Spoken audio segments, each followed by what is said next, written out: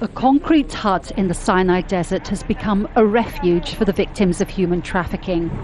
We found 8 Eritrean migrants sheltering in it.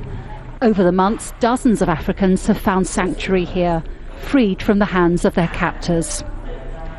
Mehari wanted to escape military service in Eritrea. The experience cost him thousands of dollars. It may also cost him his foot. The traffickers tortured him with melted plastic. They drove us to Sinai. They tortured me because I could not pay the money. I begged for mercy, but no one listened. TESFAI was tortured too. He fled Eritrea with his older brother, who didn't make it. They suspended him from his leg. They beat him and left him hanging there for 3 days. And then he died. Redemption comes in the form of a Bedouin leader who rescues the migrants and hands them to the UN Refugee Agency. He accuses the authorities of complicity in the trafficking. We often find that the security forces play a role in bringing African migrants to Sinai. They help them cross the bridges and the rivers. That's the only way we can explain how 20, maybe even 30,000 migrants from Ethiopia, Sudan and Eritrea have made it to Israel since the trafficking started. This is frontier country.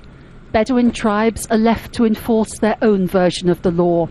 Family feuds are settled with assault rifles, and criminal gangs smuggle drugs, weapons and people. We have had scores of trafficked people who have been referred to us here in Cairo.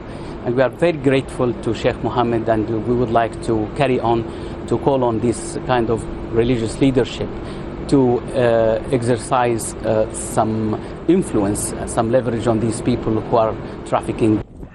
Every month, hundreds of African migrants make a perilous dash towards Israel. Some are shot by Egyptian border guards.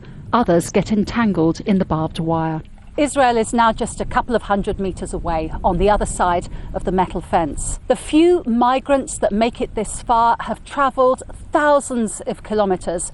But this short patch of land between here and the border is potentially the most dangerous part of the journey. The migrants are simply grateful to be alive. They say they would never have embarked on this journey if they had known how it would end. Jacky, Rowland, Al Jazeera in northern Sinai.